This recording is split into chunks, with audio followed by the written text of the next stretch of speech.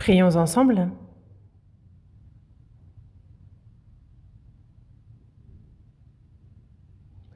Dieu notre Père, toi qui nous aimes, toi qui es miséricordieux, par ton précieux sang, Seigneur, tu nous as sauvés. Et le reste de notre vie, tu nous permets de le vivre pour ta volonté, ta gloire en étant obéissant. Seigneur, par ta parole et ton Saint-Esprit, tu nous guides. Merci. À cette heure, nous qui avons reçu la rédemption par le précieux sang que tu as versé, Seigneur, sommes réunis devant toi pour louer ta grande grâce, ton grand amour, pour apprendre ta parole. Et nous te remercions de la communion que tu nous permets d'avoir au milieu de ce troupeau saint. Et tes regards sur chacun d'entre nous, que par ta main miséricordieuse, chacun soit soutenu. Et que le reste de notre vie, nous ne voyons plus notre cœur être détourné par les choses vaines de ce monde, que nous ne suivions plus les désirs charnels, vains de notre corps, mais que ce soit pour ta gloire, pour ta volonté, pour t'être agréable et en suivant ton Saint-Esprit, que nous vivions pour cela, rends-nous parfaits. Il y a ton Église en Corée, dans le monde entier, à tous les frères et sœurs qui, malgré les difficultés, gardent la foi et prêchent ton évangile. À chacun d'eux, accorde ta parole, ta main puissante, soutiens-les. Et qu'en cette fin des temps, pour ce qui concerne la mission, de pouvoir prêcher ta parole jusqu'aux extrémités de la terre, guide-nous et aide-nous. À cette heure, c'est dans le Saint-Esprit que nous nous confions et en lui que nous remettons toutes choses. Nous avons prié au nom de notre Seigneur Jésus. Amen. Ouvrons la Bible à l'Évangile selon Matthieu, chapitre 6.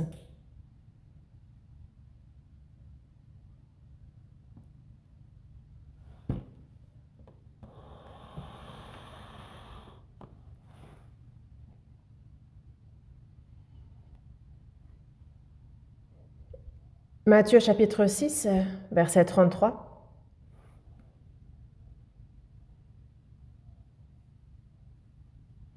Matthieu chapitre 6, verset 33.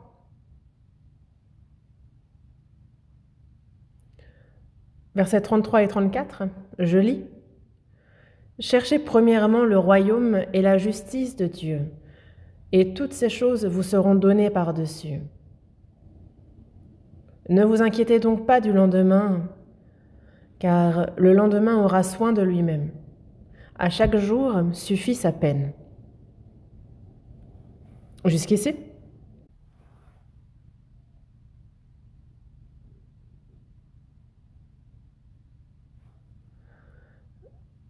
Aujourd'hui, le titre du sermon, qui se base sur ces versets, c'est « Les priorités dans la vie du chrétien ». Dans la vie du chrétien, quelles sont les priorités? Une personne qui a compris la grâce, l'amour de Dieu, les chrétiens sauvés, comme Dieu l'a promis, la promesse qu'il nous a faite, c'est la vie éternelle. Dans la première épître de Jean, chapitre 2, verset 25, il est écrit « Et la promesse qu'il nous a faite, c'est la vie éternelle. » Le Seigneur est mort à notre place et par le sang qu'il a versé, il a éternellement lavé nos péchés. Et ça, c'est pour que nous ne soyons plus sous la malédiction, sous le péché, mais que dans le royaume de gloire de Dieu, nous puissions avec lui recevoir la vie éternelle et vivre éternellement avec lui. C'était dans ce but qu'il s'est sacrifié pour nous. Nous, chrétiens, c'est le royaume éternel de Dieu, glorieux. C'est la gloire de Dieu sur laquelle nous fixons nos regards durant notre vie. Dans le psaume 90, du verset 1, on va chercher ce psaume, psaume 90. À partir du verset 1 jusqu'au verset 4, je lis « Seigneur, tu as été pour nous un refuge, de génération en génération. Avant que les montagnes fussent nées et que tu eusses créé la terre et le monde, d'éternité en éternité, tu es Dieu. Tu fais rentrer les hommes dans la poussière et tu dis, Fils de l'homme, retournez. Car 1000 ans sont à tes yeux comme le jour d'hier, quand il n'est plus, et comme une veille de la nuit.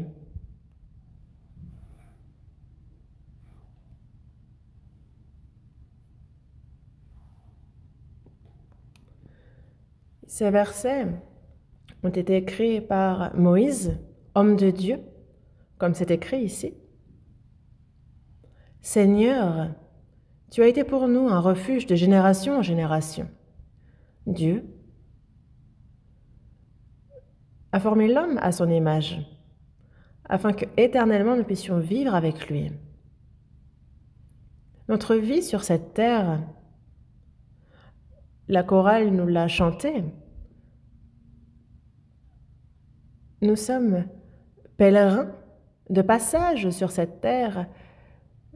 Nous sommes justement comme voyageurs de passage sur cette terre. Et ce verset nous le dit, que nous sommes comme une veille de la nuit, comme le jour d'hier, et nous ne sommes plus. Le matin, et il y a la nuit, et il y a une veille de la nuit. Et c'est ce à quoi ressemble notre vie.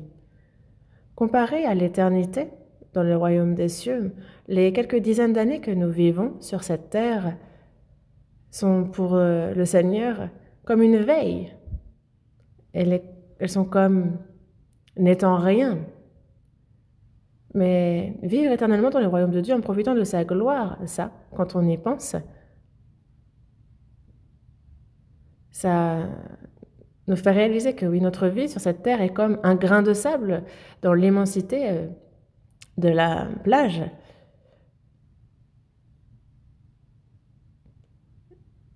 Et il dit, verset 5, « Tu les emportes, semblable à un songe, qui le matin passe comme l'herbe. » L'herbe, certes, elle fleurit aussi, mais elle pousse rapidement pour disparaître tout aussi rapidement.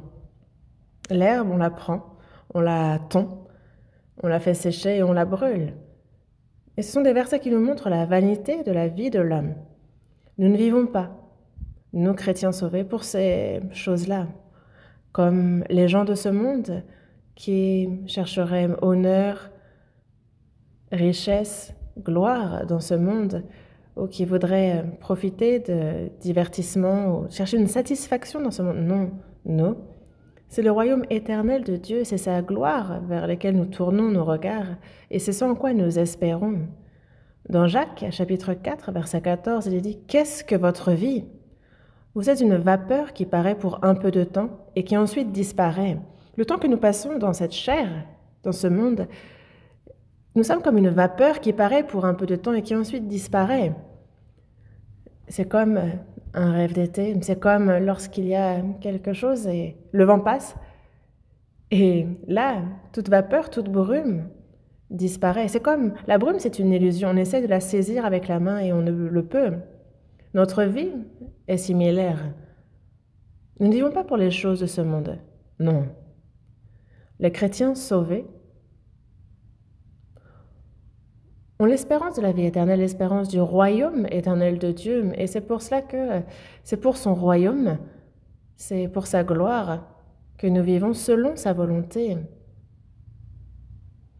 Notre but dans la vie est différent. Et c'est pour ça que la vie du chrétien a un ordre de priorité différent aussi. Les gens de ce monde, si on leur demande « Quel est votre souhait ?» ils vous répondront « Gagner beaucoup d'argent, devenir riche. » D'autres voudraient avoir du pouvoir et ils veulent devenir politiciens. D'autres, eux, voudraient avoir une compétence toute particulière et pouvoir être applaudis, reconnus par les autres. Il y a divers souhaits. Et quand on demande aux tout petits « Ah, et tu veux faire quel métier plus tard ?» et la majorité vous répondra « Président ». Et c'est leur plus grand vœu.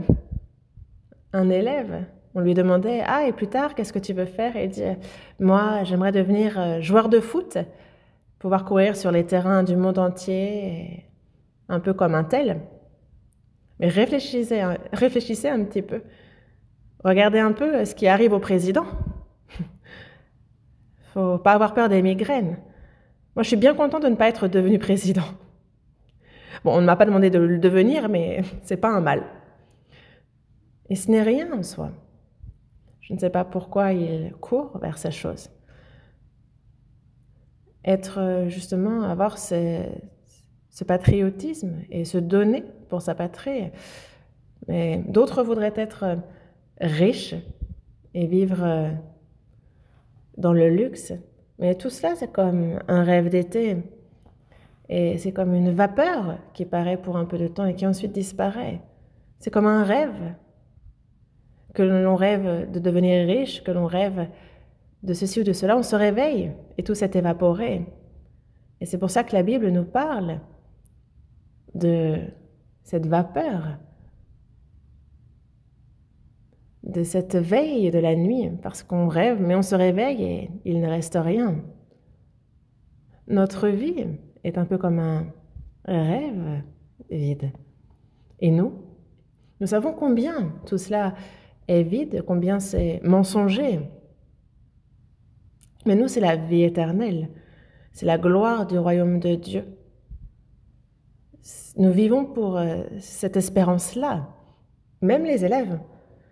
Pourquoi doivent-ils étudier alors qu'ils détestent ça? Ils détestent étudier et les élèves doivent tout de même étudier avec zèle et ils souffrent. Pour quelle raison? C'est pour que survivre au milieu de la compétitivité de ce monde, pour faire ceci ou cela, pour devenir riche, c'est parce qu'ils ont une espérance, mais celle-ci est vaine, quelle que soit l'espérance qu'ils aient. Pour devenir riche, certains vont se donner comme si devenir riche était leur seule priorité dans la vie. Mais il nous faut réfléchir pour nous chrétiens, quelles sont nos priorités dans la vie? Pour toute personne qui vit dans ce monde, il y a de nombreuses choses à faire. Mais il y a des choses à faire en priorité et d'autres à faire plus tard. Et par quoi commencer? Commencer par le plus important.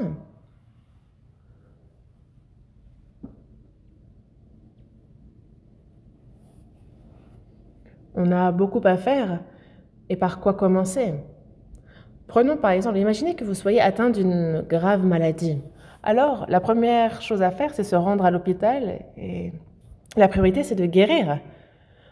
Être atteint d'une maladie, voir sa vie se réduire.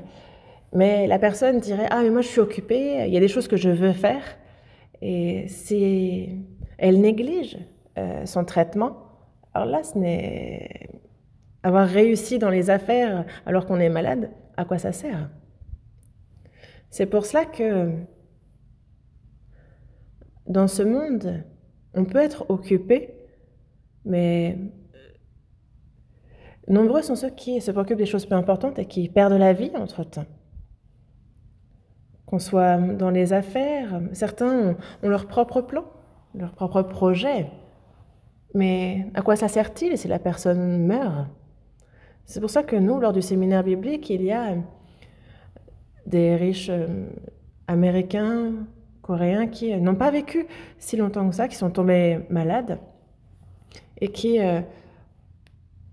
au cours de leur vie, ils parlent justement de la vanité de cette vie qu'ils ont menée juste avant de mourir. Vous voyez, Steve Jobs, qui a été atteint d'un cancer du pancréas,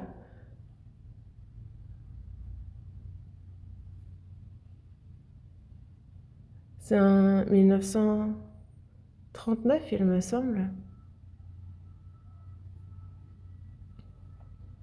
qu'il a été opéré. Il a été à l'université de Stanford et une personne disait justement que lorsqu'une personne est sur le point de mourir, alors il faut réfléchir à ce qui est vraiment important. Quand une personne sait que sa mort est proche, alors elle apprend à connaître ce qui est vraiment important dans ce monde et ce qui l'est beaucoup moins. Et c'est pour ça que lui, en soins palliatifs, il s'est dit « j'ai vécu comme un idiot ». Les gens de ce monde considèrent que la personne qui est riche a réussi sa vie, mais moi, j'ai échoué. J'ai vécu comme un idiot. Le plus important, je l'ai oublié tout au long de ma vie. Qu'est-ce qui est le plus important? Il n'est pas dit s'il a compris ce qui était le plus important avant de mourir, donc on ne peut en parler, mais dans Matthieu chapitre 16, verset 26, « Que servirait-il à un homme de gagner tout le monde s'il perdait son âme? Ou que donnerait un homme en échange de son âme? Dans ce monde, notre vie, nous passons des dizaines d'années ici, mais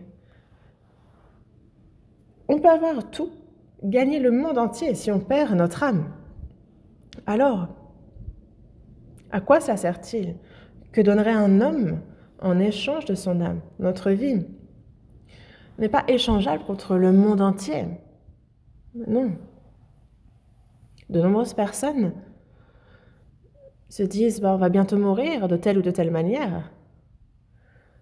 Ils vivent comme bon leur semble. Je voyais qu'aux Philippines, il y avait un film sur les Philippines et c'était sur les armes. Et dans un revolver, on met des balles. Et on met que quelques balles. En fait, c'est une balle qu'on met et ils jouent à la roulette. Ils se mettent l'arme sur la tête et s'ils appuient sur la gâchette et qu'ils survivent, ils gagnent de l'argent et sinon ils meurent. Donc c'est un jeu très risqué. Et sans parler d'aller jusqu'à jouer avec des armes, mais parfois pour gagner de l'argent sur le moment, nombreux sont ceux qui jouent avec le feu. Et ça, c'est vraiment vain, c'est vraiment insensé, et ça, nous le savons bien.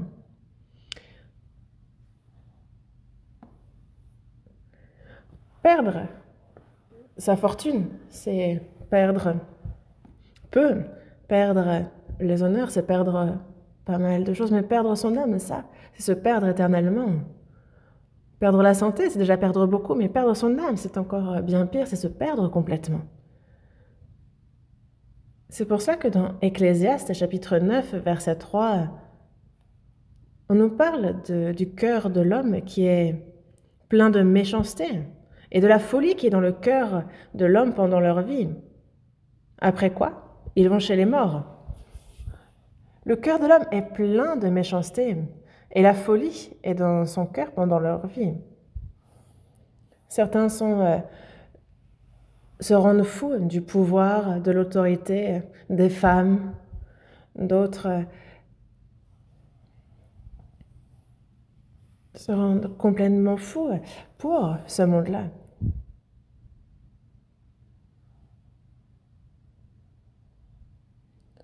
Dans Luc, chapitre 12, verset 15, il est dit « Gardez-vous avec soin de toute avarice, car la vie d'un homme ne dépend pas de ses biens, fût-il dans l'abondance. » La vie d'un homme ne dépend pas de ses biens, fût-il dans l'abondance.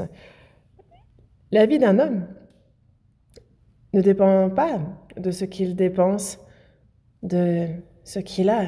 Non, parce que ces choses-là sont là momentanément et vont disparaître. Donc ça, c'est vain.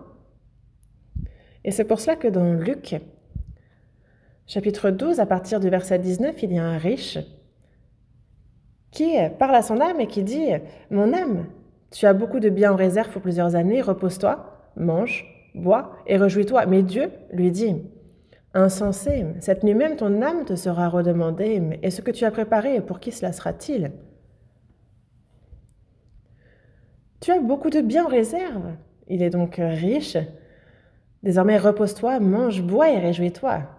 Et Dieu lui dit, insensé, cette nuit même ton âme te sera redemandée, et ce que tu as préparé, pour qui cela sera-t-il?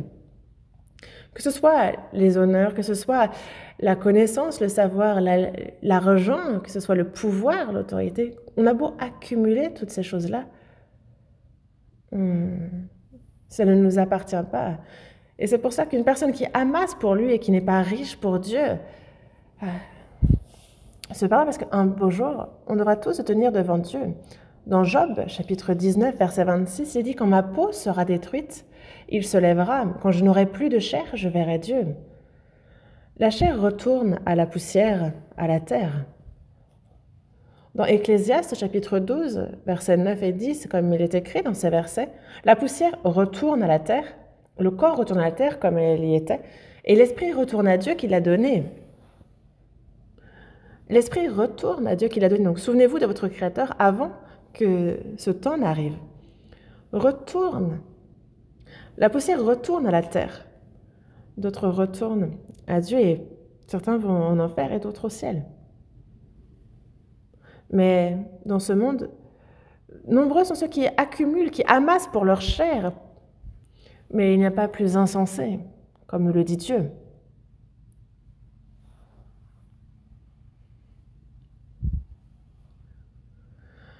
Pendant que nous vivons dans ce monde, il y a ce que Dieu doit faire. Comprendre la grâce de Dieu à travers son amour, connaître le Seigneur, avoir le salut, recevoir ce salut pour avoir justement cette foi certaine concernant aussi son espérance, son royaume et cette gloire qui nous attend. Et même si la personne a obtenu tout ce qu'elle voulait dans ce monde, si elle est éternellement perdue devant Dieu, alors vraiment cette personne est certainement la plus malheureuse au monde, la plus misérable. Parce que toutes les choses de ce monde disparaissent, sont là momentanément. Et il ne faut pas que le chrétien espère en ces choses. Ce n'est pas pour ces choses-là qu'un chrétien doit vivre. Non. Quelles sont les priorités du chrétien dans sa vie? Nous, en tant que chrétiens, nous sommes complètement différents des gens de ce monde. Les gens de ce monde ne réfléchissent pas à d'où ils viennent, où ils vont, pourquoi ils font des efforts et quelle en sera la fin. Mais tous ont cette âme formée à l'image de Dieu. Malgré que nous ayons péché, il nous a aimés, il nous a sauvés en sacrifiant son Fils unique comme victime expiatoire. Il a été jusqu'à le livrer et par le précieux sang qu'il a versé, il a accompli l'expiation pour nous. Et lorsqu'une personne comprend cela, elle reçoit la vie, elle reçoit le salut. Et c'est une nouvelle espérance qui naît en elle. Notre espérance, notre raison de vivre, notre système de valeurs est différent. Et il le faut. Ça doit être différent. Même si les gens de ce monde obtiennent tout ce qu'ils veulent, s'ils perdent leur âme, savez-vous ce qu'on dit d'une telle personne? Vous connaissez Judas Iscario? Parmi les 12 disciples de Jésus, il a été élu aussi, mais durant 3 ans et demi, il a suivi Jésus, il a écouté, entendu sa parole, il a vu les miracles également que Jésus a accomplis. Il a aussi mangé lorsqu'il avait multiplié les pains pour les 5000 hommes. Et il a vu aussi Jésus marcher sur l'eau, mais lui ne pensait à Jésus que comme un futur roi. Il ne s'est pas confié en lui. Et il fut condamné à mort sur la croix.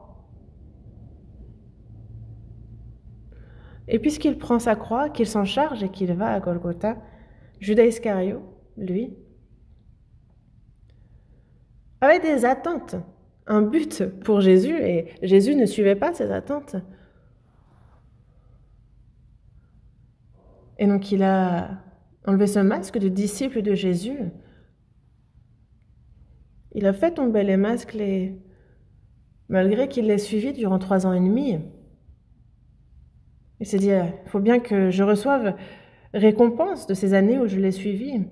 Et c'est pour 30 deniers qu'il a livré Jésus. C'est à ce prix-là. Mais la Bible dit, et Jésus l'a dit plusieurs fois, celui qui me livrera, mais qui se livre finalement lui-même. Après que Jésus est ressuscité, Jésus a dit,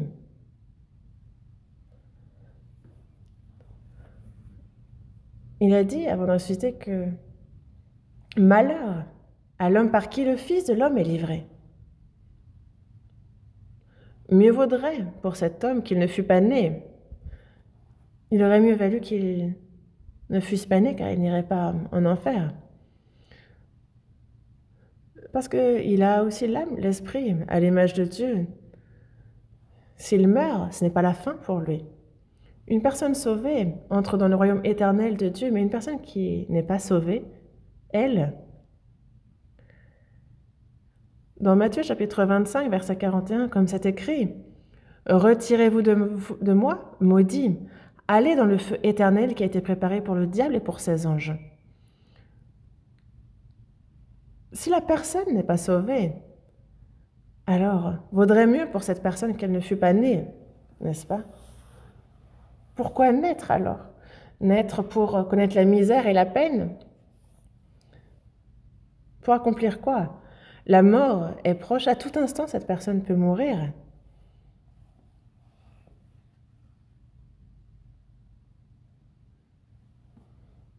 Et donc, vaudrait mieux, à la limite, naître en animal, parce que mourir, ce serait juste la fin. Les animaux, sont là pour les hommes, on les attrape, on les mange, on les domestique. Mais l'homme a été fait à l'image de Dieu, et c'est la seule créature à avoir été faite à son image. Et la terre qui a été faite pour que l'homme l'habite, il n'y a que la terre où l'homme puisse habiter. Mais de nos jours, les hommes se demandent s'ils ne pourraient pas vivre sur la Lune, s'ils ne pourraient pas émigrer vers Mars. Mais quel non-sens! Dans les psaumes, il est dit que le ciel est pour Dieu et la terre pour les hommes. Dieu donna la terre à l'homme, et seulement la terre.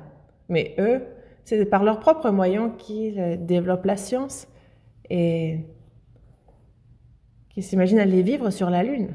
Mais comment?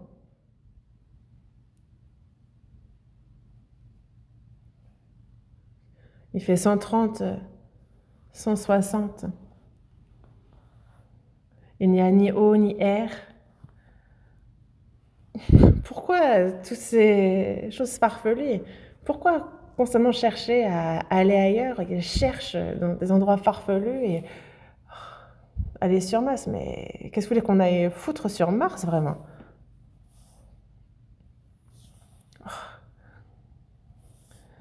Ils disent justement recenser ceux qui voudraient aller vivre sur Mars. Mais est-ce que vous pensez que Dieu va accomplir ça? Il va le laisser faire ça? Il n'y a rien à faire sur Mars. Les personnes vont juste y aller mourir. Vraiment, les hommes font tout ce qu'il y a de possible et d'insensé sur cette terre. Une personne qui n'est pas sauvée devrait plutôt ne pas naître. Ce serait bien mieux pour elle. Mais, même si on perd tout dans ce monde, même si on est considéré comme ayant échoué dans ce monde, si notre âme, notre esprit est sauvé, si on est devenu enfant de Dieu, si on peut aller dans le royaume de Dieu, si on a cette assurance, alors cette personne est celle qui a véritablement réussi. Non? Nous, ne sommes-nous pas ceux qui avons réussi le plus dans ce monde? Vous ne saurez pas me dire. Et vous me direz, ah, mais moi, je suis quand même pauvre. J'ai des petits jobs ici ou là et je ne fais que survivre. J'ai même du mal à joindre les deux bouts. Moi, j'aurais réussi dans ma vie. Non. Mais vous pouvez ne rien avoir d'autre. Mais une personne véritablement sauvée est vraiment la personne qui a réussi dans sa vie. Lorsque, justement, ma peau sera détruite, il se lèvera. Quand je n'aurai plus de chair, je verrai Dieu, je le rencontrerai alors.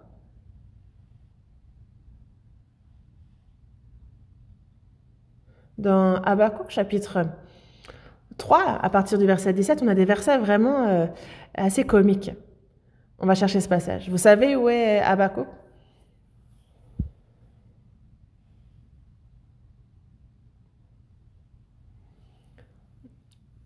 C'est juste avant Sophonie. Chapitre 3, Habakkuk chapitre 3, Ancien Testament. Chapitre 3.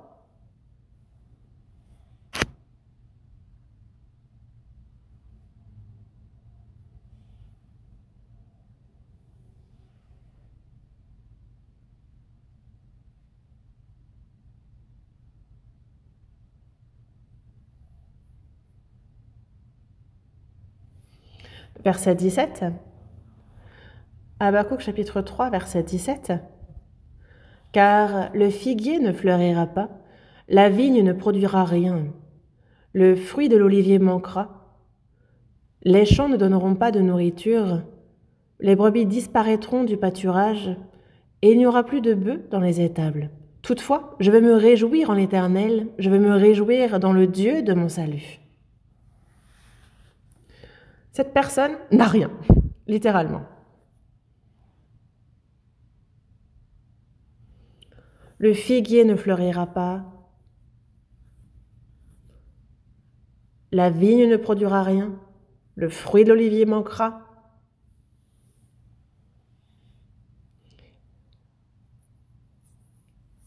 Il n'y aura plus de bœufs dans les étables, les brebis disparaîtront du pâturage. Il n'y a plus rien. Pourquoi? Parce qu'il y a eu beaucoup de tribulations pour cette personne. Mais, toutefois, je veux me réjouir en l'Éternel, je veux me réjouir dans le Dieu de mon salut. Nous aussi, nous n'avons rien dans ce monde. Imaginons que nous n'ayons que notre corps, notre chair, nous n'avons rien. Mais si j'ai reçu le salut de mon âme, alors cette personne est la personne qui a le plus réussi dans ce monde. Toutefois, je veux me réjouir en l'Éternel, je veux me réjouir dans le Dieu de mon salut. Et vous, savez-vous combien surprenant est ce salut que nous avons reçu? On a reçu le salut et on s'est réjoui. Et après, à la moindre difficulté, on serait là, quelle vie de chien! Cette personne, aurait-il mieux fallu qu'elle ne naisse pas? Non, si la personne est sauvée, elle a déjà tout gagné. Et on pourrait bien nous donner toutes les choses de ce monde. Si on n'a pas reçu le salut, à quoi cela sert? Dans Hébreux, chapitre 11, verset 24 et les versets suivants, il dit que c'est par la foi que Moïse, devenu grand, refusa d'être appelé fils de la fille de Pharaon. Lui qui était fils de la fille de Pharaon. Et il aurait pu devenir pharaon d'Égypte, parce que c'était l'époque où l'Égypte était la civilisation la plus développée. Mais lui, il refusa d'être appelé fils de la fille de Pharaon. Et, regardant l'opprobre de Christ comme une richesse plus grande que les trésors de l'Égypte, il avait les yeux fixés sur la rémunération. Lui avait les yeux fixés sur le Christ qui allait venir. Il savait qu'il viendrait. Et c'est pour ça que lui, il regarde l'opprobre de Christ comme une richesse plus grande que les trésors de l'Égypte. Et il a les yeux fixés sur la rémunération. Pourquoi? C'est pour cette rémunération. Moïse, donc, a fait sortir le peuple d'Israël d'Égypte et il les a guidés dans le désert. Moïse est quelqu'un de remarquable. Lorsqu'il est dans le désert avec le peuple d'Égypte, le peuple d'Israël, cherche à le tuer, lui demandant « Mais pourquoi est-ce que tu nous fais souffrir ainsi dans le désert? Retournons en Égypte. » Et malgré toutes ces difficultés, alors qu'il guide le peuple d'Israël hors d'Égypte, à travers le désert jusqu'en Canaan, lui, malgré toutes ces difficultés, il avait les yeux sur la rétribution. Et pour lui, c'était bien plus grand l'opprobre de Christ que les trésors de l'Égypte. Et c'est pareil pour nous. Nous, quelles que soient les difficultés, les tribulations de ce monde, elles sont temporaires, momentanées. Nous allons dans le royaume éternel de Dieu. Et dans le royaume de Dieu, nous ne pouvons même pas imaginer combien belle sera cette gloire qui nous attend. Parce que c'est incomparable même aux plus belles choses de ce monde. Non, ça ne vaut même pas le 1% de ce qu'il y a dans ce monde. C'est indescriptible par les choses de ce monde. Dieu, ce Dieu qui nous a sauvés, lui, le Père, il y a Jésus. Nous le verrons, nous serons avec le Seigneur. Plus de tristesse, plus de larmes, plus de torture, tout cela, c'est effacé. Nous passerons notre éternité dans le royaume des cieux. Et vous pouvez comprendre cela, nous, dans ce monde, avec notre bon sens. En fait, le royaume des cieux reste indescriptible. Et l'apôtre Paul a dit à plusieurs reprises qu'il voudrait au plus vite aller au Père, aller au Seigneur, parce que c'est pour lui bénéfique. Mais il a dit, j'ai le désir de m'en aller et d'être avec Christ, ce qui est de beaucoup le meilleur. Mais à cause de vous, il est plus nécessaire que je demeure dans la chair. Il nous le dit dans Philippiens chapitre 20, il y a plusieurs versets qui nous le disent. Et nous, on sait ça. Et les choses de ce monde, les tribulations, les afflictions sont passagères.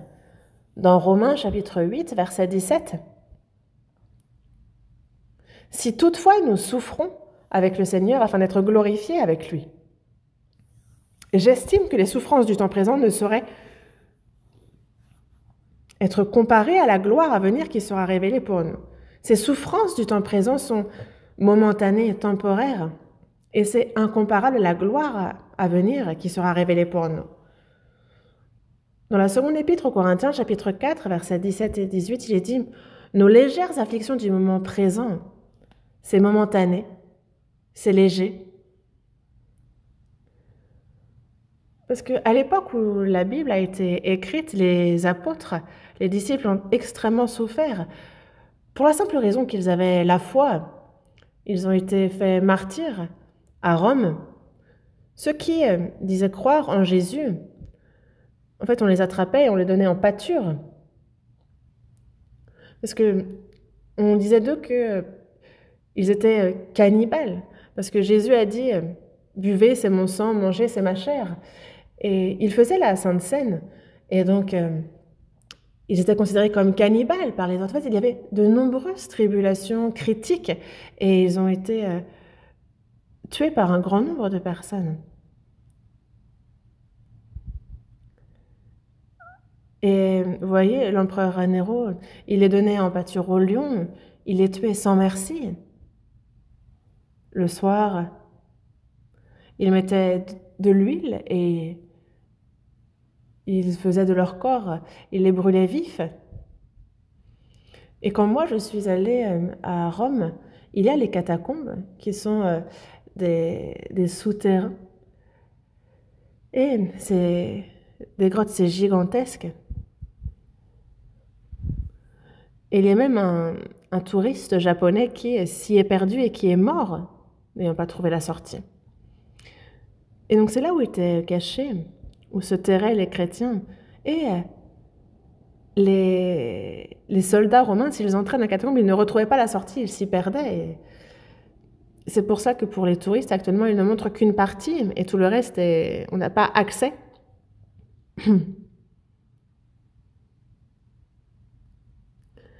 Ainsi, les chrétiens sont faits martyrs. Et à cette époque, justement, ils allaient récupérer le corps la nuit tombée et ils les enterraient dans les catacombes. Et c'est là qu'on retrouve donc toutes ces tombes, tous ces cadavres. Et justement, ils disent en fait que l'aiguillon de la mort, c'est le péché, mais la puissance du péché, c'est la loi. Et eux, c'est seulement la foi est vainqueur. Et ils n'avaient pas peur, ils ne craignaient pas d'avoir cette foi et d'en témoigner. Pour nous, chrétiens,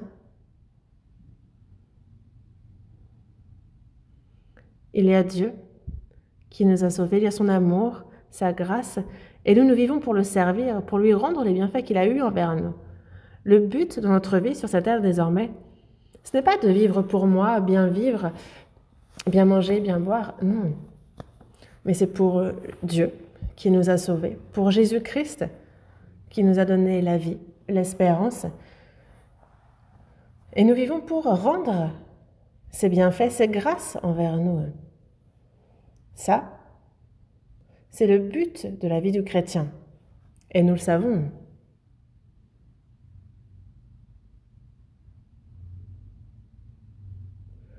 Les chrétiens, désormais, on le voit dans Romains chapitre 12, verset 11, « Ayez du zèle et non de la paresse, soyez fervents d'esprit, servez le Seigneur. » Il nous est dit d'avoir du zèle, non de la paresse, d'être fervents d'esprit et de servir le Seigneur. Que ce soit évangéliser, que ce soit faire le service dans l'Église, il y a diverses choses que nous faisons pour le Seigneur, s'aimer les uns les autres. Tout cela, c'est servir le Seigneur. Dans Matthieu chapitre 25, verset 40, il est dit que toutes les fois que vous avez fait ces choses à l'un de ces plus petits de mes frères, c'est à moi que vous les avez faites. Même si au plus petit des frères, tu as fait ceci ou cela, c'est à moi que tu les as fait. Évangéliser, faire le service au sein de l'Église, aider les frères et sœurs, ça, c'est servir le Seigneur. Et c'est pour cela que dans Colossiens, chapitre 3, verset 23, il nous dit « Tout ce que vous faites, faites-le de bon cœur, comme pour le Seigneur, et non pour des hommes. Sachant que vous recevrez du Seigneur l'héritage pour récompense, servez Christ le Seigneur. » Dans le cadre familial, au travail, à l'église, quoi qu'on fasse, il nous faut tout faire à chaque instant, comme pour le Seigneur. Parce que si vous ne les servez pas ceux que vous voyez, comment servirez-vous le Seigneur que vous ne voyez pas? Et si vous n'aimez pas les frères et sœurs, comment pouvez-vous dire que vous aimez Dieu que vous ne voyez pas, alors que vous n'aimez pas les frères et sœurs que vous voyez? Et toutes les fois que vous avez fait ces choses à l'un des plus petits de mes frères, c'est à moi que vous les avez faites. Et nous, notre vie doit être une vie de servitude vis-à-vis de Dieu. C'est lui que nous servons et c'est le but de notre vie. Mais, dans la première épître de Pierre, chapitre 1, versets 3 et 4, il est dit, on parle de sa mort et de sa résurrection qui nous a redonné la vie. Parce qu'il nous a régénérés pour une espérance vivante, par la résurrection de Jésus-Christ d'entre les morts pour un héritage qui ne se peut ni corrompre, ni souiller, ni flétrir, lequel vous est réservé dans les cieux. Par sa mort, il a pardonné nos péchés, par sa résurrection, il nous a donné la vie. Et dans Jean chapitre 3, verset 5, il est dit que oui, nous avons été régénérés par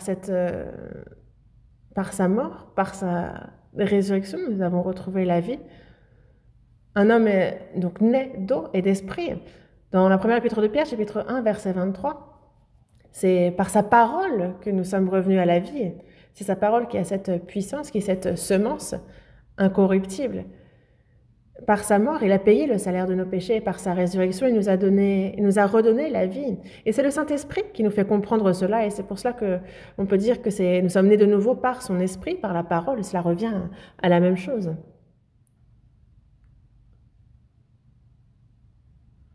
Il nous a régénérés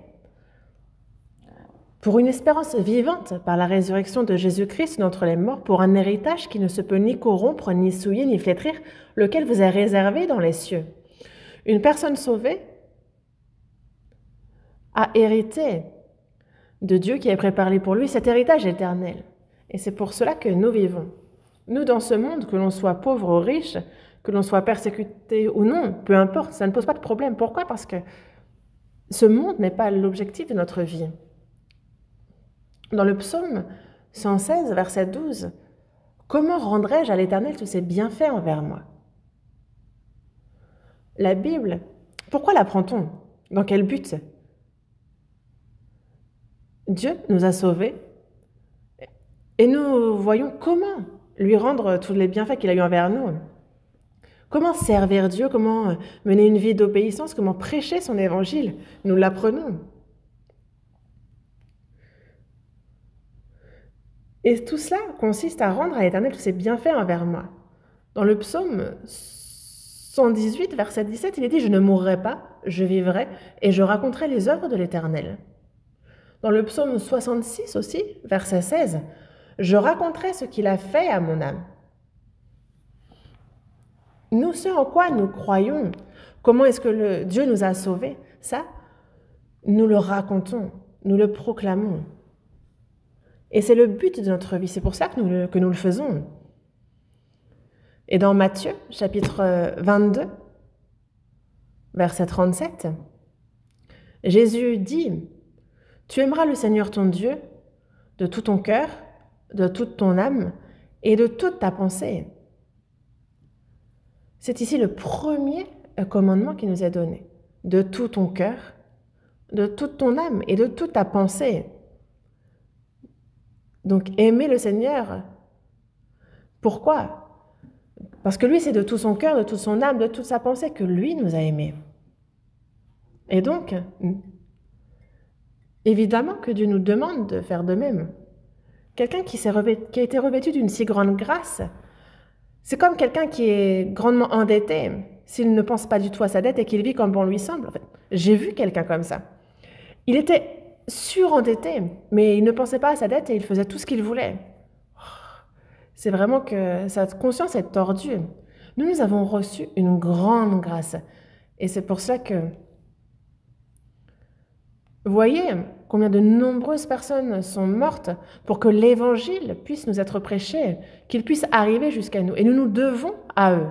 L'apôtre Paul a dit « Je me dois à tous ». Et c'est pour ça que j'ai un vif désir de vous annoncer aussi l'Évangile, à vous qui êtes à Rome. Quelqu'un qui a revêtu la grâce, s'il n'a même pas l'idée de prêcher cette grâce à ceux qui l'entourent, si ce n'est pas le but dans sa vie, c'est que c'est quelqu'un dont la conscience est tordue.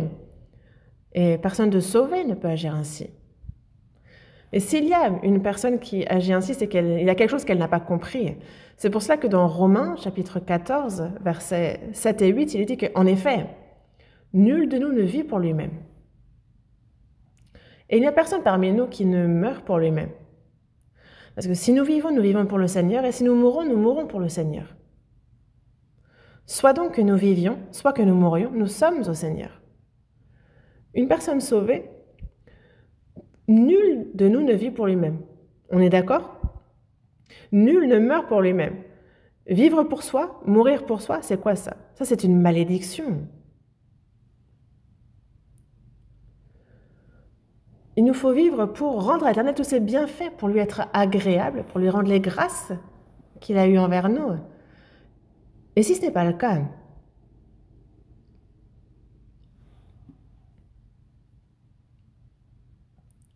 cette grande grâce que nous avons reçue de Dieu, si nous ne pensons pas à lui rendre, à vivre pour lui, pour sa volonté, pour partager cela, c'est que on vit vraiment à l'encontre de la volonté de Dieu.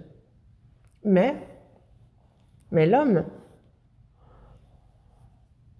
les chrétiens, pour quelle raison ne servent-ils pas correctement Dieu? Pour quelle raison? Les chrétiens, moi aussi, quand je regarde en évangélisant, il y a ceux qui s'efforcent de vivre pour le Seigneur selon sa volonté. Ceux-là sont vraiment chrétiens. Mais il y a ceux qui disent avoir reçu le salut et qui, je ne sais pas, ils témoignent très bien, ils se disent sauvés, mais ils agissent différemment. Jésus dit dans sa parole, « Pourquoi m'appelez-vous Seigneur, Seigneur, et ne faites-vous pas ce que je dis ?» Il aime, il règne en Seigneur éternel sur notre cœur. Il est Maître, Seigneur. Et c'est pour ça, pourquoi m'appelez-vous Seigneur, Seigneur, et ne faites-vous pas ce que je vous dis? Pourquoi vivez-vous comme bon vous semble? S'il y a une telle personne, alors il faut qu'elle s'assure de son salut. Il faut qu'elle examine son salut. Dans Jacques, chapitre 2, verset 17, il nous est bien dit, il en est ainsi de la foi. Si elle n'a pas les œuvres, elle est morte en elle-même. Tu dis, toi, tu as la foi, moi j'ai les œuvres. Montre-moi ta foi sans les œuvres, et moi je te montrerai la foi par mes œuvres. Tu te dis vivant et tu es mort. Mais la foi que j'ai doit être liée à la vie que je mène, n'est-ce pas? Si on a bien reçu l'espérance, la vie éternelle, alors il nous faut vivre comme il se doit en tant que personne qui va au ciel, qui est enfant de Dieu, qui a été sauvé. Si on vit comme les gens de ce monde, est-ce que ça fonctionne? Non. Mais, dans Matthieu chapitre 6, verset 24, c'est un verset que vous connaissez, il est dit que nul ne peut servir deux maîtres, car ou il haïra l'un et aimera l'autre, ou il s'attachera à l'un et méprisera l'autre. Vous ne pouvez servir Dieu et Mammon. Ceux qui prennent l'argent ou les choses de ce monde pour Dieu. Et au départ, dans la Bible, il y a ceux qui disent, mais Dieu exagère. Comment est-ce qu'il peut demander à ce qu'on le serve lui et que lui? Mais non, ce verset a raison. Parce qu'il y a ceux qui disent croire en Dieu et qui lui préfèrent l'argent, Mammon. On ne peut pas servir de maître, on ne peut pas servir et Dieu et Mammon. Dans 2 Rois, chapitre 17, verset 33, il y a ce verset qui dit « Après la mort de Salomon, il y a Israël au nord, il y a la Judée au sud, le pays se divise. Dans le royaume d'Israël au nord, c'est l'Assyrie qui en 321 va détruire Israël au nord, le royaume d'Israël. Et alors les étrangers vont commencer à se mélanger avec le peuple d'Israël et il va y avoir ce mélange.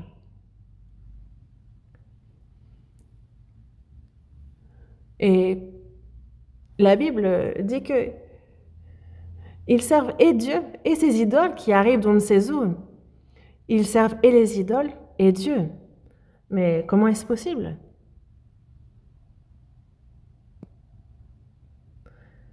Et c'est pour cela que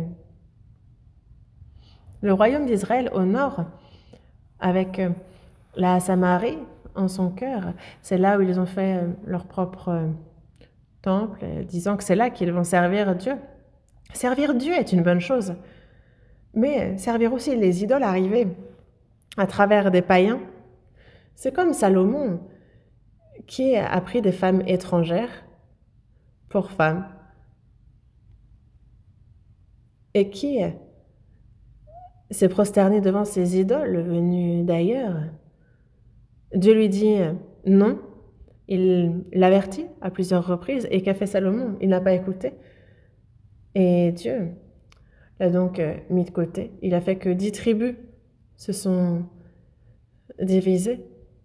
Et il n'y a que la tribu de Juda et la tribu de Lévi était celle qui sert Dieu et qui était donc dans le temple. Mais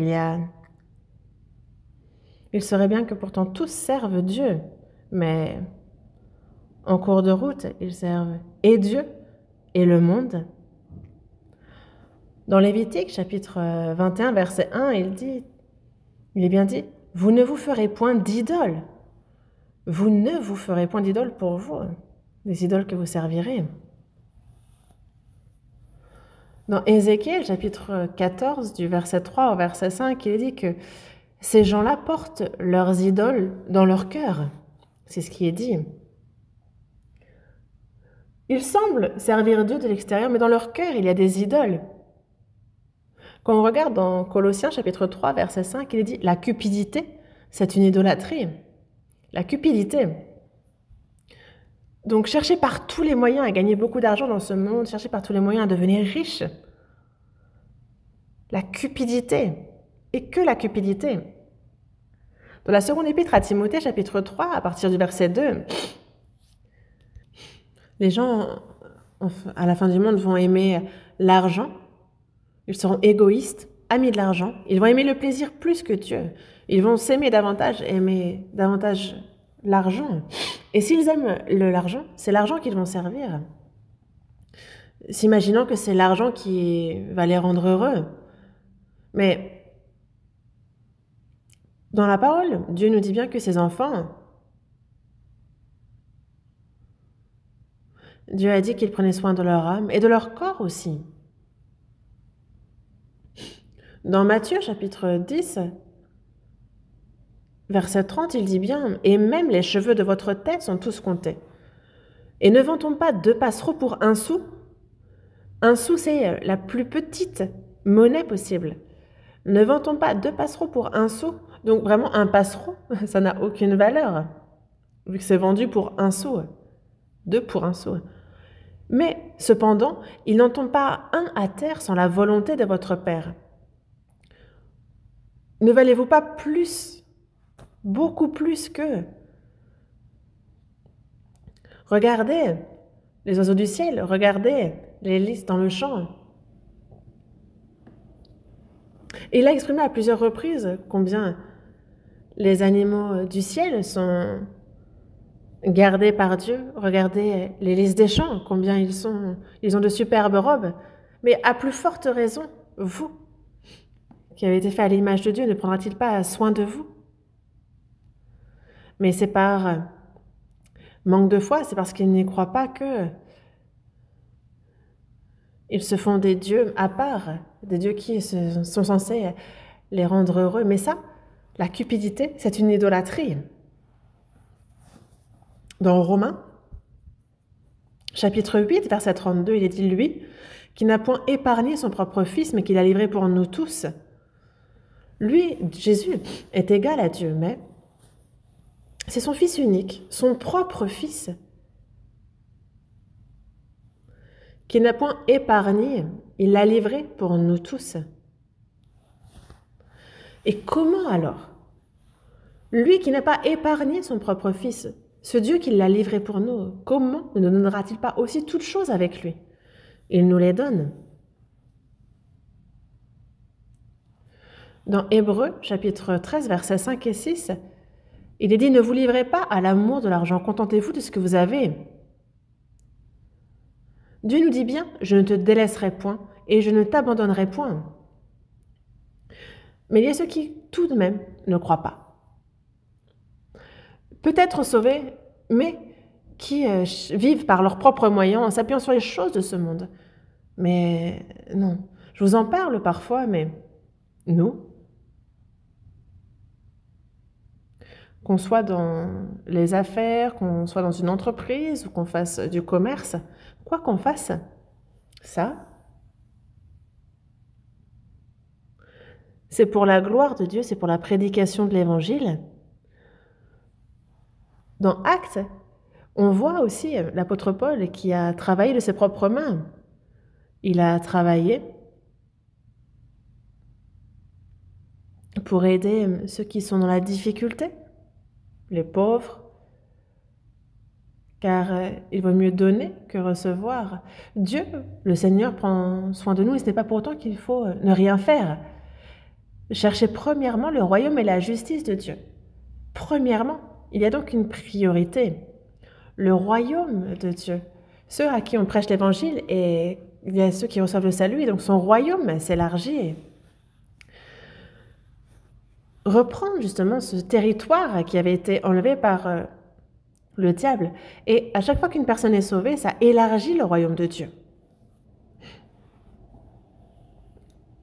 Nous, en Corée, on a un peu plus de 300 églises. Et à l'étranger, dans plus de 82 pays, on est à plus de 1100 et quelques églises. Les personnes sauvées sont très nombreuses. Et ça, c'est le royaume de Dieu qui s'élargit. Et dans le monde, je n'ai pas trouvé ceux qui évangélisent aussi activement que nous. L'évangile, il y en a, mais aussi activement, non. On ne les voit pas. Mais en cette fin des temps, c'est comme si Dieu nous avait confié la mission mondiale. Et donc cette responsabilité est importante. Mais actuellement, cela coûte beaucoup. La mission à l'étranger, pour envoyer un missionnaire, on envoie des missionnaires. Et au départ, il nous faut soutenir à tous les niveaux lorsqu'ils vont dans des pays difficiles. Et c'est notre charge. Et on ne rencontre pas de problème. Les frères et sœurs se chargent de ça. Pourquoi? Parce que nous vivons pour l'Évangile et seulement pour l'Évangile. Pour ce qui est de la prédication de l'Évangile, ce sont ceux qui ont d'abord reçu le salut qui vont sacrifier de nombreux biens matériels. Et c'est ce que demande la prédication de l'Évangile. N'est-ce pas? Dans Luc, chapitre 16, verset 9, il est dit que « Faites-vous des amis avec les richesses injustes ». Pourquoi les richesses injustes? C'est que les richesses sont à Dieu. Tout ce que possède le chrétien est à Dieu. Notre corps, notre âme, tout a été racheté au prix de son sang. Et donc, ce corps qui travaille aussi pour gagner de l'argent, il est aussi à Dieu. Donc, soit que nous vivions, soit que nous mourions, nous sommes au Seigneur. Et donc, qu'est-ce qu'on fait avec ce qu'on a gagné grâce à lui?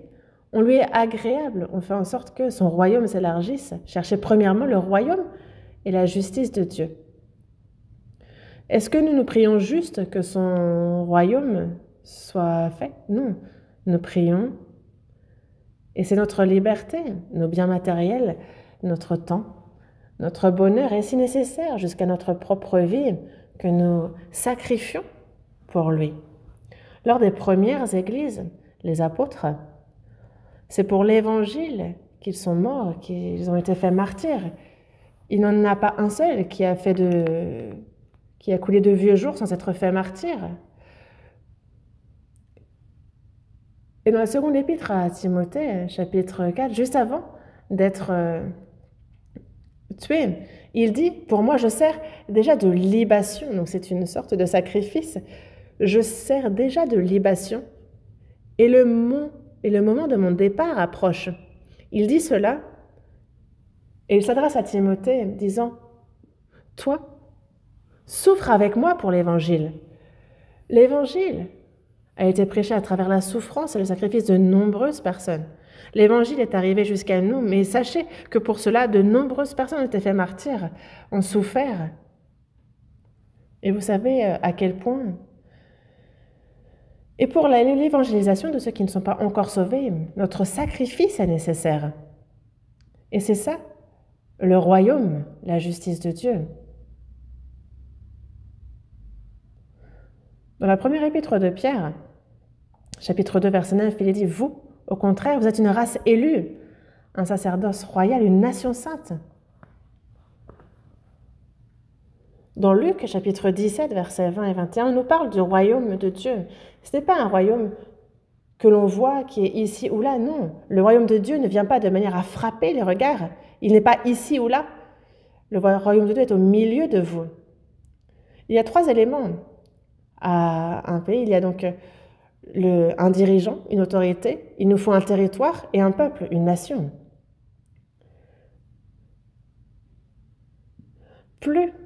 Quand le peuple est nombreux, c'est la gloire d'un roi. Quand le peuple manque, c'est la ruine du prince. Et plus il y a de sauvés, et plus le roi, plus Dieu est heureux. Dans Jean chapitre 15, verset 8, il est bien dit « Si vous portez beaucoup de fruits, c'est ainsi que mon Père sera glorifié. » Donc, qu'il y ait beaucoup de sauvés, c'est porter beaucoup de fruits. Donc, si vous portez beaucoup de fruits, c'est ainsi que mon Père sera glorifié et que vous serez mes disciples. C'est le témoignage que nous sommes ses disciples. Et dans la seconde épître à Timothée, non, la seconde épître à Pierre, chapitre 3, verset 13, il dit que nous attendons selon sa promesse de nouveaux cieux et une nouvelle terre où la justice habitera.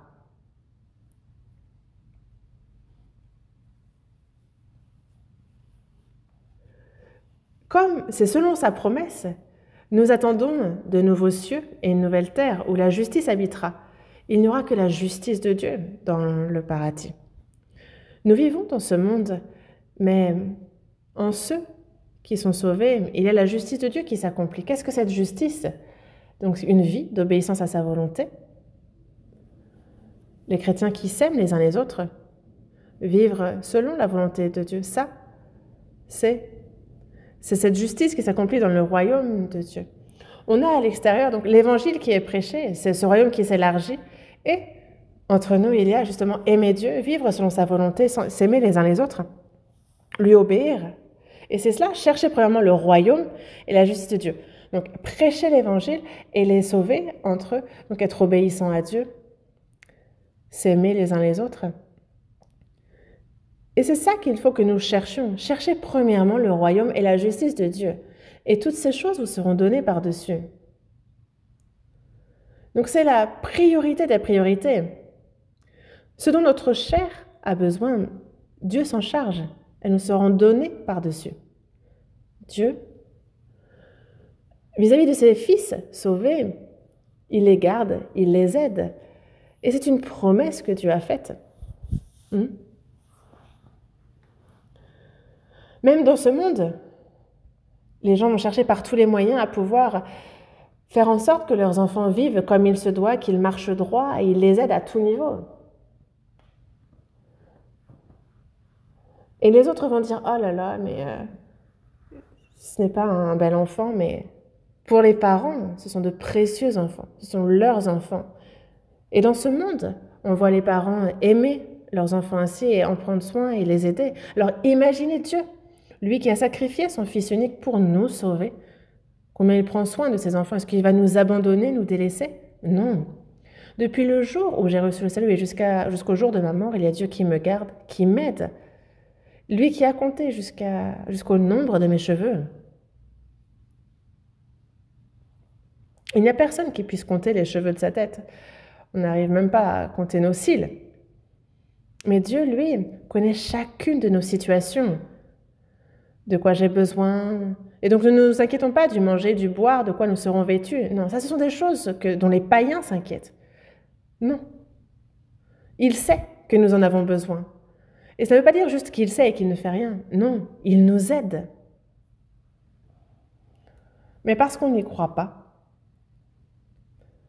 il nous faut croire aux promesses de Dieu. Le salut aussi, Jésus a accompli le pardon des péchés, de tous les péchés, mais si on n'y croit pas, ça ne s'applique pas. Il a dit nous aider, être avec nous, ne pas nous délaisser, et il faut croire en cela, parce que si on n'y croit pas, alors cette personne ne peut être protégée par Dieu. Quelqu'un qui ne croit pas, je ne sais pas, alors est-ce qu'elle peut croire au salut que Dieu a accordé?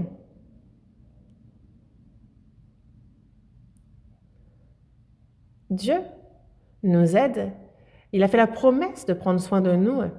Mais les hommes, ne croyant pas en cela, cherchent les biens matériels plus que Dieu, pensant qu'ils seront heureux, protégés, et que l'avenir sera garanti pour eux grâce à cet argent.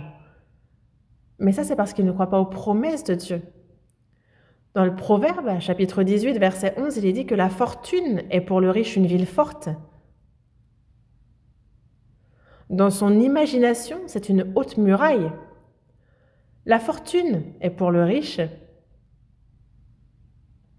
une ville forte. Dans le temps, les riches, les rois, les empereurs, ils se faisaient des murailles hautes autour de leur cité. La semaine dernière, j'étais au Japon pour la retraite d'hiver et la retraite des pasteurs et aussi pour l'inauguration. Et lorsque j'étais à Osaka,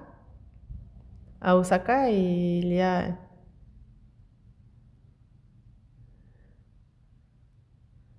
la cité où vivaient d'anciens dirigeants du pays, à Osaka. Et il y a des douves, comme des fossés. Et donc, lorsque la porte est bloquée pour entrer dans la cité, il y a donc ces douves, il y a ces fossés qui sont remplis d'eau et qui font le tour de la cité pour qu'on ne puisse pas y entrer. Et vraiment, afin que les gens ne grimpent pas. Les murailles sont très hautes aussi.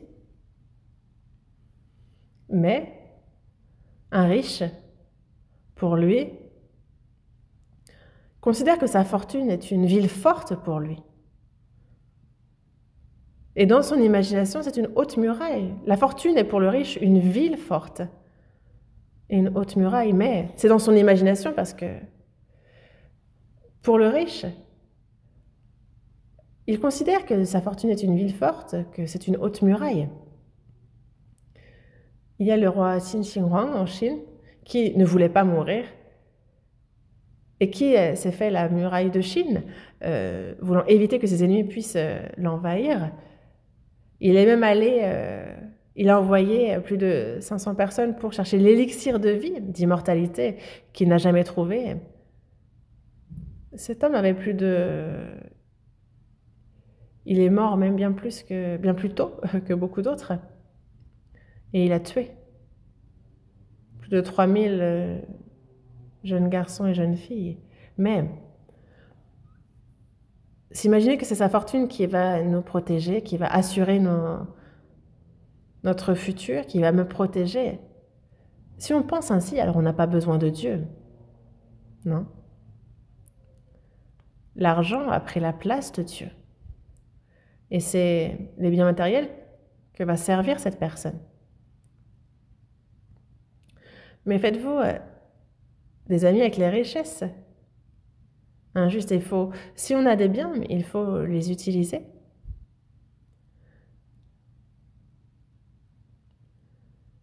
On a besoin de préparer notre futur, mais pas à outrage. Parce que Dieu s'occupe tout aussi bien des personnes âgées que des jeunes. Dans Jean chapitre 17, verset 10, on voit la prière de Jésus la veille de sa mort. Il a dit « Dieu, tout ce qui est à moi est à toi, et ce qui est à toi est à moi, et je suis glorifié en eux. » Donc tout ce qui est à moi est à toi. Ce qui est à Dieu est à moi, et ce qui est à moi est à Dieu. Et Dieu se charge intégralement de la personne qui prie ainsi aussi. Il faut que nous aussi nous puissions prier de telle manière. Tout ce qui est à moi est à toi et ce qui est à toi est à moi.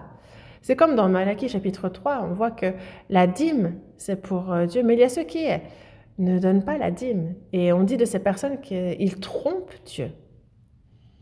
Dans Malachie chapitre 3, il y a ce verset qui nous dit, donc c'est 300 ans avant que Jésus ne vienne sur terre. Malachie est le dernier des prophètes. Et il y avait un reproche que Dieu faisait aux hommes, disant, « Un homme trompe-t-il Dieu ? Car vous me trompez. Et vous dites, en quoi avons-nous trompé ? Dans les dîmes et les offrandes. Dans les dîmes et les offrandes, ce qu'il faut absolument offrir à Dieu. Évidemment que offrir la dîme ne veut pas dire qu'il y a 1/10 qui est à Dieu et que le reste est à moi. Non. Tout est à Dieu. Mais la dîme, c'est justement l'expression de notre reconnaissance pour ce qu'il nous donne. La dîme, on l'offrait dans le temple. Et Dieu dit justement de le tester pour voir s'il accomplira ce qu'il a dit, s'il nous comblera ou pas. C'est le seul verset où Dieu dit de le tester. Mais lui, s'il le dit, il le fait. Et il va nous donner. Et il nous donne toujours en quantité dont nous avons besoin, donc il n'y a pas besoin de chercher plus. Mais il ne va pas nous donner forcément à chaque fois beaucoup.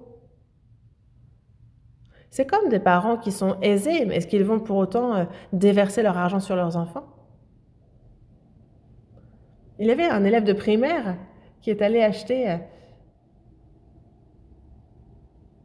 quelque chose et puis il donne un chèque de 100 000 euros et là le tenant du magasin dit oh, mais comment ça se fait que tu aies ça entre tes mains? Et donc il téléphone à la maman de l'enfant en disant mais là j'ai un jeune garçon qui est venu avec un chèque de 100 000 et est-ce que c'est bizarre, est-ce que c'est normal? Et la maman répond mais pourquoi elle ne pourrait pas utiliser un chèque de 100 000?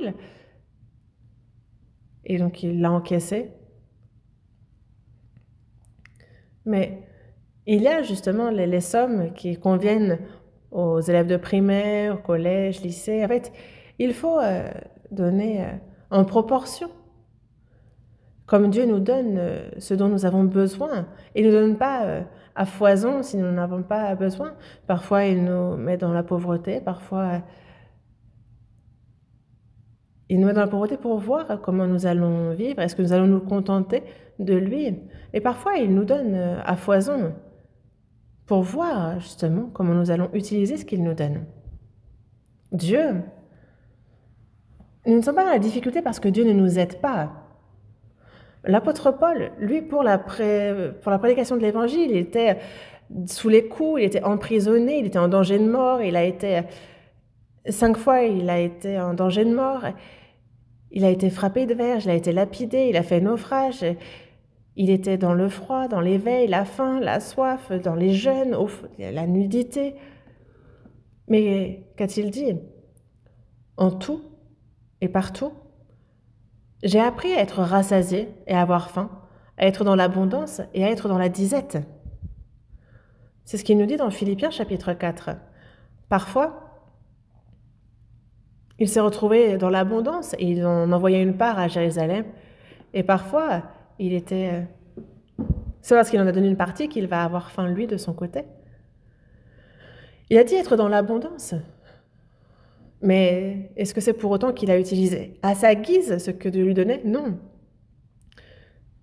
Il a appris à être rassasié, à être dans la disette, dans l'abondance, à avoir faim, à être rassasié. Il a appris tout et partout.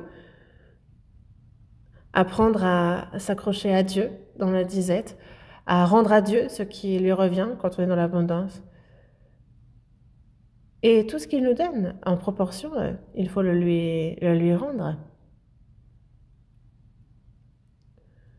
Et ça, c'est quelqu'un qui connaît ses priorités en tant que chrétien.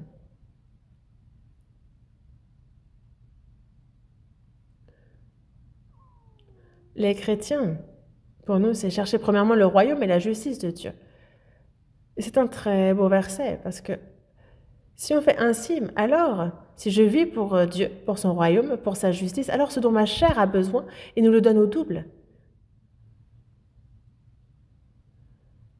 Et Dieu est quelqu'un qui tient sa promesse. Est-ce que Dieu a dit ça pour nous prendre notre argent? Il n'est pas un escroc. Non, du tout. Mais parce que nous ne croyons pas en sa promesse, alors nous souffrons. Moi, je crois avec certitude à ce verset. Quand je vis selon la volonté de Dieu, alors lui se charge de moi. Il prend soin de moi et il prend bien soin de moi. Vraiment mémoriser ces versets. Et c'est pour ça que dans le psaume 118, verset 17, il dit « Je ne mourrai pas, je vivrai, et je raconterai les œuvres de l'Éternel. » On a un but pour lequel nous ne mourrons pas et nous vivons.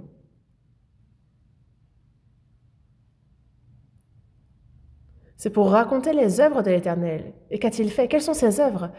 Il créa les cieux, la terre, toute la création. Il la dirige. Il règne sur l'histoire de l'humanité, mais il la guide. Mais il y a encore bien plus grand. C'est qu'il sacrifia son Fils unique pour le pardon de nos péchés. Il nous a ainsi sauvés. Et ça, c'est ce que Dieu pouvait faire de plus grand. C'est la meilleure de ses œuvres. Lui, créateur de l'univers, des cieux, de la terre, lui qui règne, qui dirige l'histoire, lui, il y a une chose qu'il n'a pas pu faire par sa parole, nous sauver. Pourquoi? Dans Romains chapitre 6, verset 23, il est dit que le salaire du péché, c'est la mort. Dieu est un Dieu de justice. Il faut forcément juger le péché, qu'il soit puni. Ça, c'est la justice de Dieu. Et personne ne pourrait aller au ciel si on devait être jugé selon nos iniquités. Mais pour nous sauver, Dieu, parce que son amour est plus grand que nos péchés, il n'a pas pour autant fermé les yeux, mais il a dû payer le salaire de nos péchés. Et c'est là la justice de Dieu. Et Jésus, qui lui était sans péché, est venu comme s'il était celui qui emportait le plus. Il a été dans l'humiliation, la souffrance, la douleur. Il a versé son sang, toute l'eau de son corps. Et c'est ainsi que la justice a été parfaite en Dieu. Il a payé le salaire de nos péchés. Le salaire de nos péchés. Et c'est quelque chose qui ne peut pas arriver deux fois. Dieu ne peut pas faire quelque chose de plus grand non plus. Et c'est pour ça que dans Hébreux, chapitre 2, verset 3, il est dit « Comment échapperont-ils en négligeant un si grand salut ?» Un si grand salut. Une fois, j'étais dans la campagne, au nord du Tcholla, et on a eu un séminaire biblique, et il y a beaucoup de jeunes qui ont été sauvés lors de ce séminaire biblique. Mais il y avait un ancien, âgé, qui disait avoir bâti plusieurs bâtiments d'une église. Et on était en entretien, et il lui disait « Mais pourquoi est-ce qu'il y a ceci, cela, tout ça pour le salut ?» Tout ça pour le salut?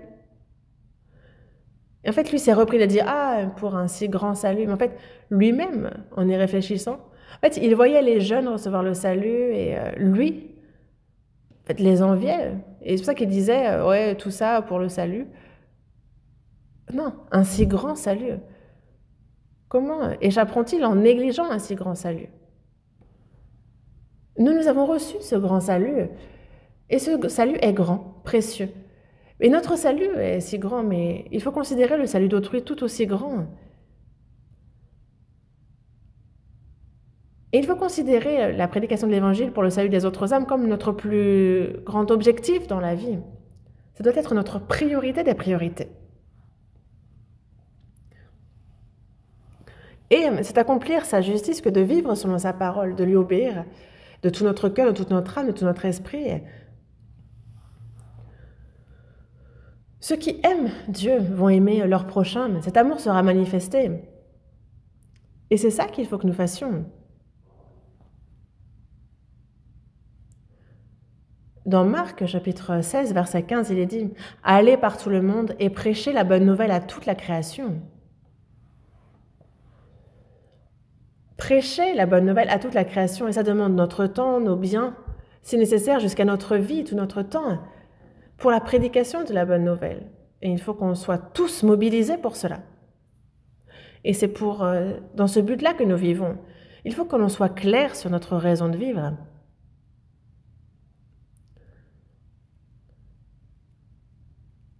On ne peut pas changer la priorité que doit avoir un chrétien dans sa vie, parce que cela va grandement perturber la vie du chrétien.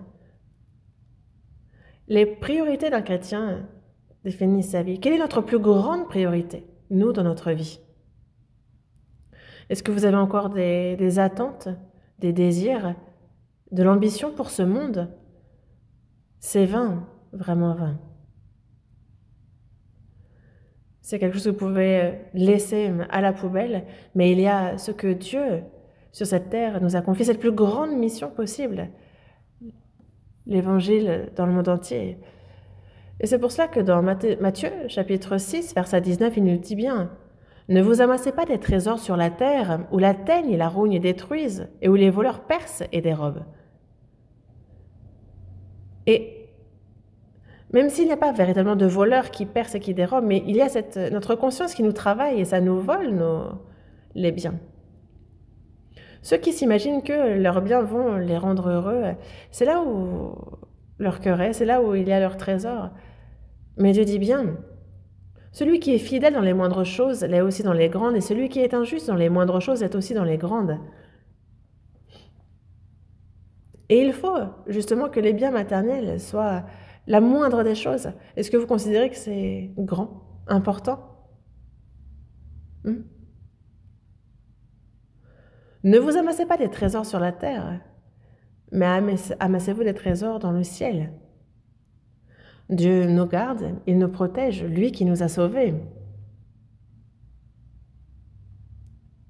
Ne vous amassez pas des trésors sur la terre, mais amassez-vous des trésors dans le ciel. Nos trésors, si on les laisse sur terre. Et ça ne nous dit pas que les offrandes qu'on fait, ça va s'accumuler au ciel, non. Mais on utilise nos biens sur cette terre, et il y a des âmes qui sont sauvées grâce à ces dons. L'évangélisation, que ce soit pour l'Amérique du Sud, qui est un pays pauvre, nous, on donne des sommes gigantesques pour soutenir telle et telle église, pour celles qui souhaitent obtenir un bâtiment pour pouvoir se réunir et qui, eux, ont beau chercher mais ne parviennent pas à l'acquérir. Et que font-ils? Ils se tournent vers la Corée, ils demandent à l'Assemblée générale de l'aide. Est-ce qu'on peut refuser? Ce sont des voitures, ce sont des bâtiments, des centres de retraite, les frais de scolarité des enfants, en fait, on fournit tout. Parce que comment voulez-vous que l'évangile soit prêché autrement? Non. C'est pour cela que nos biens sont utilisés sur cette terre et ça conduit au salut d'un grand nombre d'âmes et c'est ça qui reste. C'est ces trésors-là que nous amassons dans le ciel. Ce ne sont pas des trésors physiques, mais c'est une gloire éternelle. Nous, quand nous irons devant le Seigneur, nous qui avons vécu sur cette terre, il faudra rendre compte depuis qu'on est sauvés. Tous, nous nous tiendrons devant le tribunal de Christ et chacun rendra comment nous avons vécu selon le bien et le mal qu'on aura fait dans ce corps. Le bien, donc avoir vécu selon la volonté de Dieu, et le mal, c'est ne pas avoir suivi l'Esprit, ne pas avoir suivi sa parole, avoir désobéi.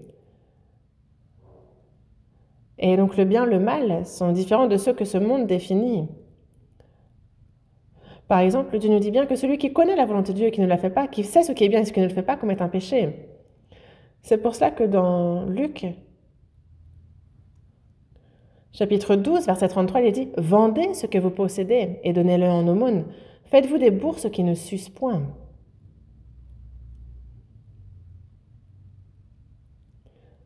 Celui qui pèse les cœurs ne le voit-il pas, ne le connaît-il pas? Donc vendez ce que vous possédez, donnez-le en aumône. Faites-vous des bourses qui ne s'usent point, des bourses. Quand on ira devant le Seigneur, selon comment nous avons vécu depuis le jour de notre salut, alors tout sera calculé. On rendra compte. Et devant Dieu, justement, lui, il pèse les cœurs, il voit, il connaît. Il y aura cette balance qui pèsera. Celui qui pèse les cœurs ne le voit-il pas, ne le connaît-il pas? Il vous sera rendu selon vos œuvres. Pensez à cela. Pourquoi apprenons la Bible? Est-ce que c'est juste pour connaître beaucoup de choses? Est-ce que c'est pour se vanter de connaître beaucoup la Bible? Ou l'utiliser à mauvais escient? Non, on l'apprend pour y obéir. Et il nous faut obéir en proportion de ce que nous apprenons, parce que le jour du retour du Seigneur est si proche. Faites-vous des amis avec les richesses injustes pour qu'ils vous reçoivent dans les tabernacles éternels quand elles viendront à vous moquer. Parce qu'une fois au ciel, les biens que nous possédons n'ont plus aucune valeur. Ça redescend à zéro. Mais avant que cela n'arrive, il nous faut l'utiliser pour la prédication de l'Évangile. Alors, il nous rendra cela dans l'au-delà et dans ce monde aussi. Parce qu'il est dit que là où est ton trésor, là aussi sera ton cœur. Et où est votre cœur?